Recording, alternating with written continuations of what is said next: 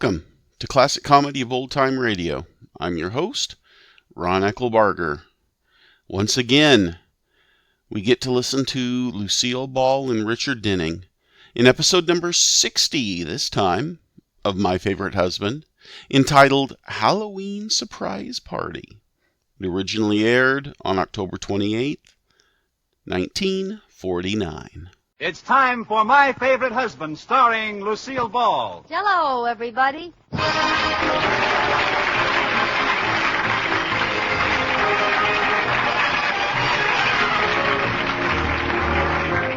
Yes, it's the new Gay Family series starring Lucille Ball with Richard Denning, brought to you by the JellO family of desserts. JellO. Oh, the big red letters stand for the JellO family. Oh, the big red letters stand for the JellO family. That's JellO. Yum, yum, yum. JellO puddings. Yum, yum, yum. JellO tapioca puddings. Yes, sirree. And now Lucille Ball with Richard Denning as Liz and George Cooper, two people who live together and like it.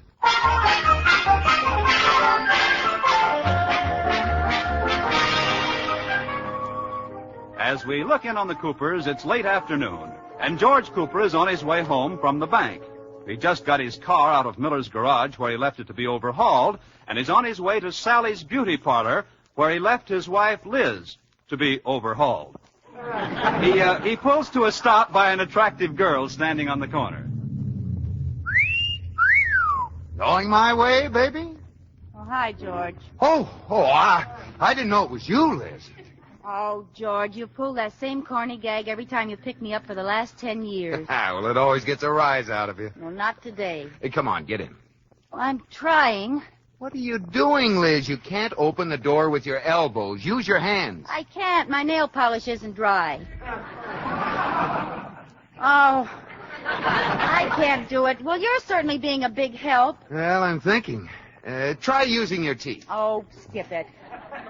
You just drive on home, and I'll run along behind you. Breeze will dry my polish.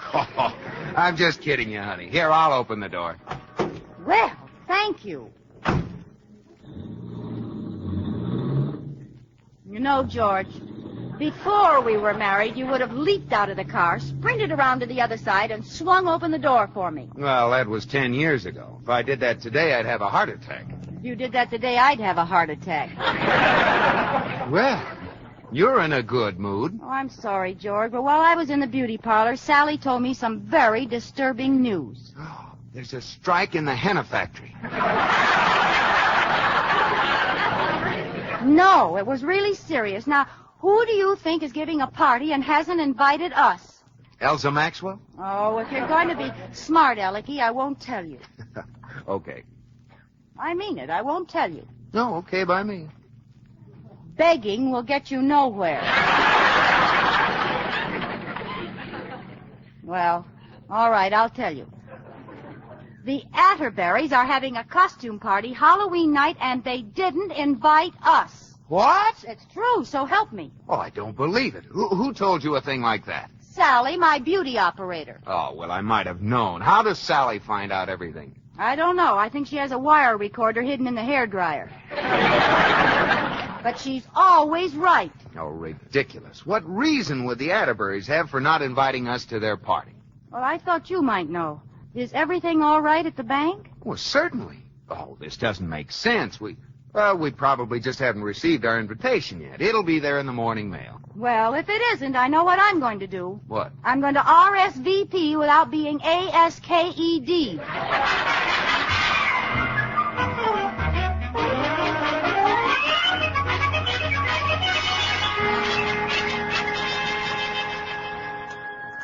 Liz, come and eat breakfast and stop looking for the mailman.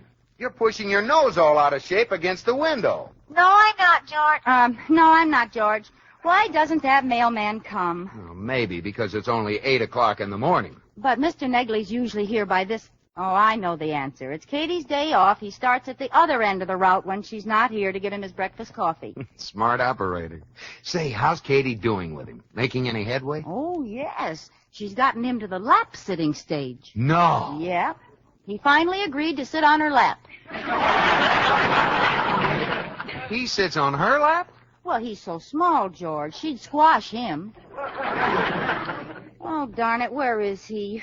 This is our last chance. If that invitation doesn't come this morning, we'll know the Atterburys deliberately snubbed us. Look, Liz, if the Atterburys want to give a party and not ask us, it's their business. They probably have a very good reason. There couldn't be any good reason for not asking us. We're their closest friends. They couldn't do a thing like that to us. Well, we've given parties without asking them. That was different. I had a very good reason. All right, I can't argue with that kind of feminine logic. Anyway, you only have a beauty operator's rumor that they're giving a party at all. Oh, no, I checked on it. I had Katie call the Atterburys maid last night, and they are having a party. Well, I don't understand it. Oh, there's Mr. Negley. Yeah, but your breakfast is getting cold. Well, I'm not hungry. Mr. Negley, am I glad to see you? Really? Well, I always look forward to seeing you, too. Oh. Well, thank you. May I have our mail, please? Is Katie home? No. May I have our mail, please? You know, Mrs. Cooper, I like Katie. Someday, if things go well, maybe she'll let me put my stamp on her envelope. Mr. Negley, will you give me our mail, please? I'd love to change her zone number to mine. But she's really too good for me. She's first-class matter. Yes, could I have... She's better than that. She's airmail special delivery. Well, I'm sure she is. Registered. Look, Mr. Negley, someday I hope you and Katie settle down and raise a lot of little postcards. But right now, will you please give me our mail? Oh, yes, I have a letter for you here somewhere. Oh, here it is. I'll take it. Oh. Well, you see, Granny? You've only got half of it. It serves you right. Well, this might be it. Let's see. You are cordially invited. Quick, what does the other half say? To bring your car home for service. Great. Isn't there another letter for us? No, that's all. Maybe you made a mistake. Please. There isn't a man in postal service who sorts his mail more carefully than Harrison Q. Negley. Oh, well, I'm sorry. Well, let me take a look. Maybe it's stuck down there someplace. Take your hands off my mail bag! Mr. Negley, this is more important than you think. You're tampering with the U.S. mail. Oh? Now look what you've done. I'm all unsorted. And heaven knows what you've done to my fragile.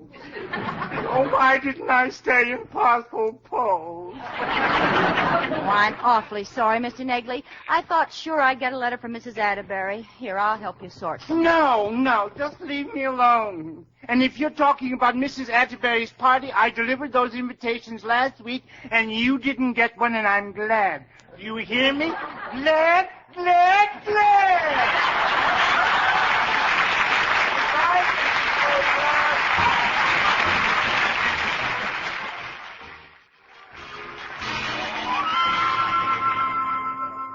Well, Rudolph, curiosity is about to kill a cat. Guess who just called on the phone? Who, Lotus Bud? Liz Cooper. She and George are down at the corner drugstore, and they want to drop by. Oh, Iris, I wanted to watch television. Well, you can't. They're coming over. You mean I have to miss Hopalong Cassidy?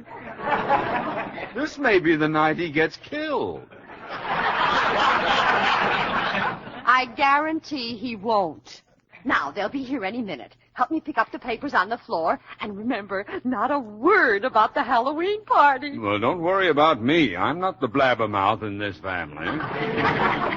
Well, I can't wait to see their faces when they find out we're giving a surprise Halloween party for them. Yeah, and at their house. Does everyone know what to do? Oh, sure. We're meeting at Cooper's side door at 8:30 and sneaking in through the kitchen. And then when they... There they are. Now remember, don't even mention Halloween. Liz girl, George boy. Hi, Iris. George boy, Liz girl. Hi, folks. Well, come in. Well, I hope you don't mind that we came over without an invitation. Oh, that's all right. What's new, Liz? Oh, nothing. What's new with you? Nothing. Oh. How about you, Rudolph? Rudolph? Yes, Hopalong? I mean, no, nothing new with me. Well, nothing new with me either. Nobody asked you. Speaking of the holiday weekend, what are you folks going to do? What holiday weekend? Monday is Halloween. Rudolph! Hmm? Monday is Halloween! No! Yes. Halloween, when people give parties and everybody comes in costume and you invite your best friends. Sounds like fun.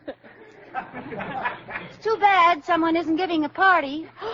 Oh, Liz. Yes? There's something I've been meaning to ask you. Yes? Are you doing anything? No, not a thing. We'd love to come. What time? 8 o'clock. Fine. Yes. 8 o'clock Wednesday morning, we start collecting newspapers for the Salvation Army. Oh. Come on, Liz. We'd better go. Wait a minute, George.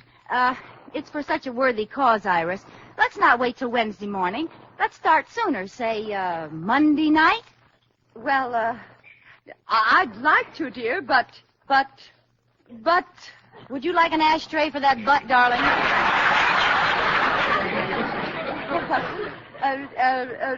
My mother isn't feeling well, and we're having dinner with her, yes. Yes, we always spend Halloween with the old witch.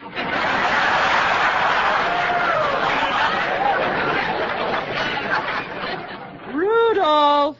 Well, only trying to help. Don't bother. We don't have to have a brick Atterbury fall on us to get the idea. Come on, George. Good night.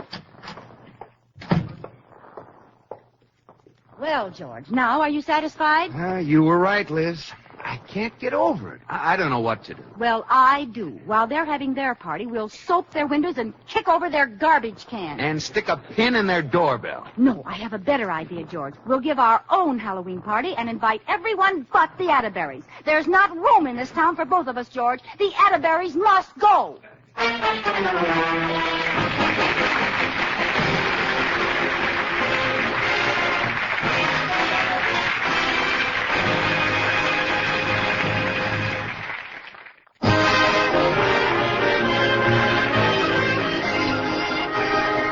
And now, back to the Coopers. There's a certain party in Sheridan Falls who is upset because she hasn't been invited to a certain party. If Liz only knew that the certain party is a surprise party for her, she'd be the most surprised party of all. Well, Liz is determined to get even, so right now she's busy inviting all her friends to an opposition party that she's giving. Hello, Mary. Liz Cooper. We're giving a Halloween party tomorrow night, and we wondered if you... What? Oh, your mother's sick? Well, some other time. Goodbye. How are you doing, Liz? If the next 3 couples can come, we'll have 6 people at the party. That doesn't sound like much of a party. Well, we can keep moving and make it look like a crowd. Hello, Betty Ray? Liz Cooper. We're giving a party tomorrow night, and... Oh, you can't? Oh, she is. Well, goodbye, and tell your mother I hope she feels better. Bye. Another refusal. I don't get it. That makes the 14th one. There must be an epidemic of sick mothers. Well, I'll keep trying. Somebody's mother has to be healthy. I never heard of so... Hello, Margaret. Liz Cooper. I wondered if you and Hans could... Oh, you couldn't? I didn't even ask you yet. Oh, you heard. Oh, your father's sick. Too bad. Well, bye, Margaret. Well, at least she's different. Her father's sick. I'll bet he caught it from someone's mother. Don't you care, honey. You and I will have our own little party right here. George, something awful is wrong. Our best friends all turned us down. All of them. Well, forget it, baby. We'll take a course at Atterburys and be successes again. Oh, it isn't funny. We're social misfits. We're being shunned by society. Oh, now let's not get carried away. Well, that's true. First the Atterburys and then all our other friends, making excuses and acting funny. And that's not all. What do you mean? Even the birds have left our birdhouse. They always go south this time of year. But this year they went early. George, there's something horrible the matter with one of us. One of us? Yes, and I know it isn't you, because you're just as wonderful as you've ever been. It's me, and I'm holding you back. Oh, now, Liz, now don't talk like that. George, you're my best friend. Is there something even you haven't been able to tell me? Have I been careless about the little things? Well, now that you mention it, there is something I noticed. What? You've only been taking 30 seconds for your 60-second workout. Oh, George. How can you make jokes when we're social outcasts? Oh, well, now, honey, it isn't worth crying over. I'm not crying. I don't care about those people. I hate them. Well, I'm going to call up Atterbury right now and ask him what this is all about. No, he won't tell you. You'll be embarrassed. I know, George. I've got it. Let's go to the Atterburys' party. Liz, have you cracked your crock? Don't you see? It's a costume party, so nobody will know us, and we'll mingle with the guests and say, "Isn't it shocking about the Coopers?" And when they answer us, we'll find out the awful truth. You've got something there, Liz. But what kind of costume shall we wear? Well, the way people are acting, we ought to go dressed as a couple of skunks.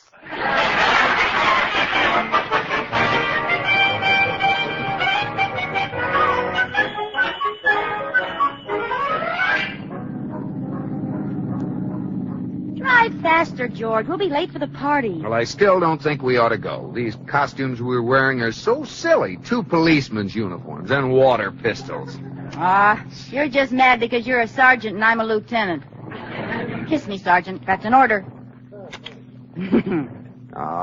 Couldn't you have gotten some other costumes? I told you the only other thing he had left was 2 halves of a horse. Well, what's the matter with that? At least it would have been unusual. I'll say it would. They were both hind ends.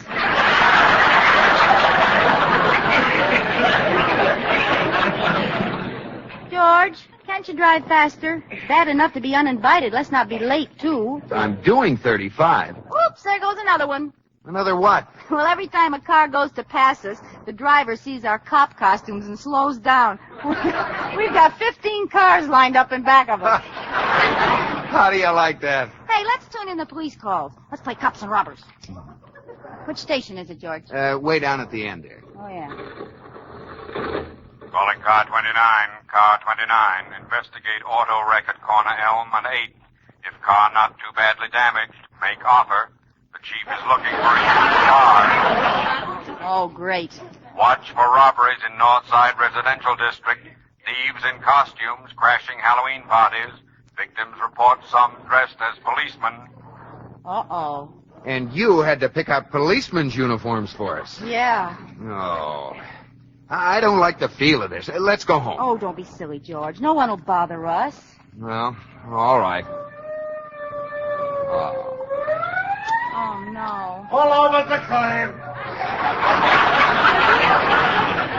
Now what do we do? He'll think we're those crooks. Well, don't stop. Keep on going. Nothing doing. I'll just have to explain and hope he believes me. No, if he doesn't, we'll miss the party. Pretend you're a real cop. Liz. Go ahead. I won't say anything. And why are we two holding up traffic? Oh, excuse me, Lieutenant. I didn't see you. Oh, that's all right. I was speaking to the lieutenant. I apologize, Lieutenant. That's all right, officer. Drive on, Sergeant. Oh, Lieutenant, any further news of those masquerading crooks? Yes. There's no truth to that report. Forget about them. Drive on, Sergeant. Attention all cars. Keep special lookout for criminals in masquerade costumes. Drive on, Sergeant. Just a minute. I don't remember seeing you two on the force before. Well, you see, we're really plainclothesmen, but our plain clothes are being cleaned. I thought so. Let me see your credentials. Certainly. Well, what do you know? Must have left them in my plain clothes. That's all. Oh, no, it isn't. Let me see your credentials. What? Maybe you're the fake one. I can prove I'm a real cop. How? I got a witness. Sergeant? Yes, Lieutenant. Sergeant, am I a real cop? Yes, Lieutenant. There you are. Drive on, Sergeant. Just a minute. Let me see your badge. Let me see your badge. There. Sheridan Falls Police Force 158. Here, take a look at mine. That's enough. Not so fast. Well, let me see them. Post Toasties Junior G, man. Well, you see, we're not local cops. What's that Post Toasties business? That's for my serial number. All right, you're coming with me. Oh, you really fixed this up, Liz. You'll never take us alive, George. I still got my gun, one squirt for each of us. Come on, out of the car. Oh, look, officer, we're not crooks. My name is George Cooper. I live at 321 Bundy Drive, and I'm vice president of the Sheridan Falls National Bank. Now, if you'll just follow us home, I'll show you plenty of identification. Well, okay, but no funny business. I'll just get in the back seat and go with you. No, thank you. Drive on, Sergeant. Oh, cut it out, Liz. Okay.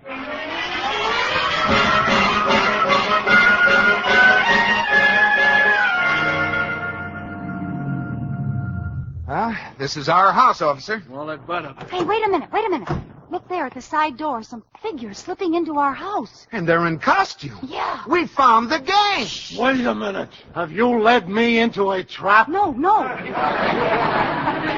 Believe us. We don't know anything about it. Those people are crooks. And they're robbing our house. Oh, what'll we do? We better call the police. Yeah, we better call.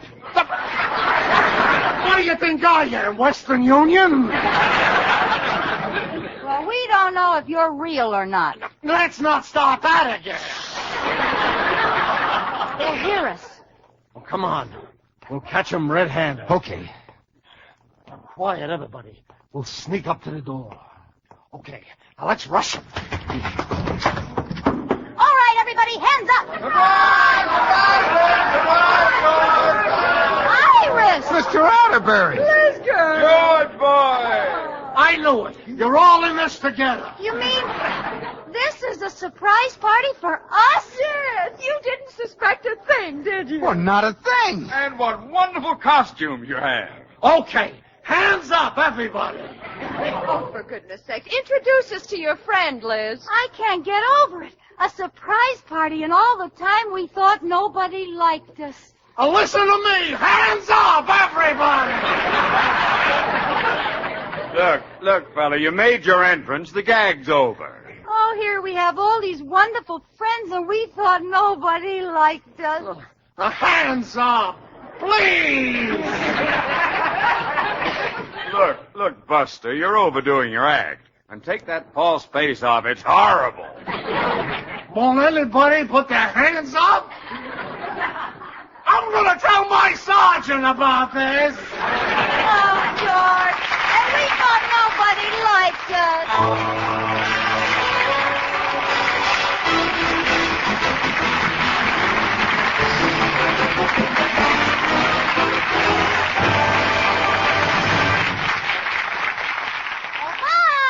Bob Lamont. Yes, Lucille. Bob, if I'm not being too personal, how many people do you think eat JellO puddings? You know, I've been wondering the same thing. You have. How did you happen to ask me that just at this moment? Well, I don't know. It was just the next line in my script. Why don't we ask a fortune teller, Bob? My rates are very reasonable. You, a fortune teller? Yeah, don't tell a soul. See, my real name isn't Lucille. It's Crystal. Crystal Ball. Step right into my tent and I will tell the future for you.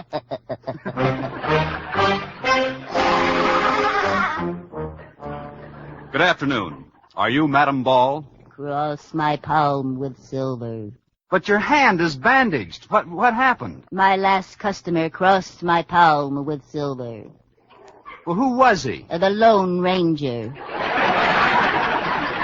What is it you wish to know? I know all. Nothing is unknown to me. Now, wait a minute. Where'd I put that crystal ball? Oh, here it is.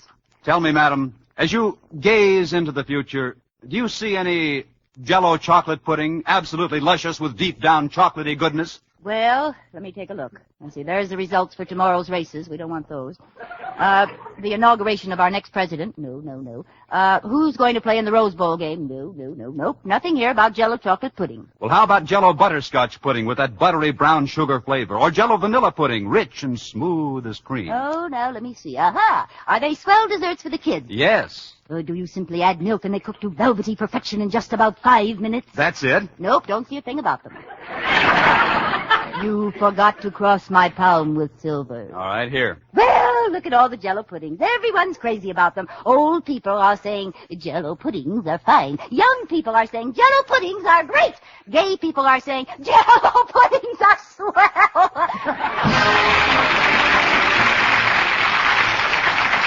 Be sure to listen to Lucille Ball and My Favorite Husband again next week, presented by JellO. Oh, the big red letters stand for the JellO family. Oh, the big red letters stand for the JellO family. That's JellO. Yum, yum, yum. JellO puddings. Yum, yum, yum. JellO duck. Fioca puddings. Yes, sirree.